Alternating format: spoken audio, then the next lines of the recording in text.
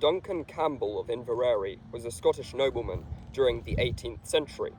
One day, a knock came at his door at Inverary. He opened the door, and there stood a man covered in blood. The man said that he had killed Duncan's cousin in a fair fight, but was now wanted by the local authorities, and so wanted Duncan's hospitality to shelter inside his house, to evade the law. Duncan was torn between either avenging his fallen cousin or accepting the man as a guest.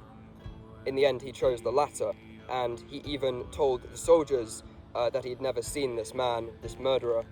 The man even made Duncan Campbell swear on his dirk to protect him. In Highland society at the time, swearing on a dirk, the long traditional knife of a Highlander, was even more strong and potent an oath than swearing on the Bible.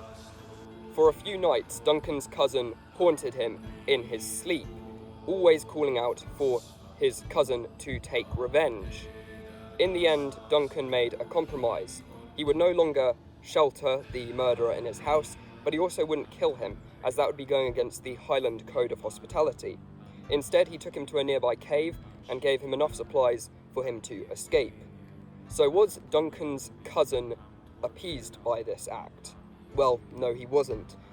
The night after Duncan allowed the murderer to escape, the cousin appeared to him again in a dream and said this time that they would meet again at Ticonderoga. Later, in 1758, Duncan Campbell is now a major in the Black Watch, the 42nd Highland Regiment of Foot, and is fighting in the French and Indian War. He is encamped outside the French fort of Carillon, which guards the border between New York, which is in British hands, and New France, which is modern-day Canada. And they are preparing to attack this fort and the French breastworks, which have been raised just outside the fort.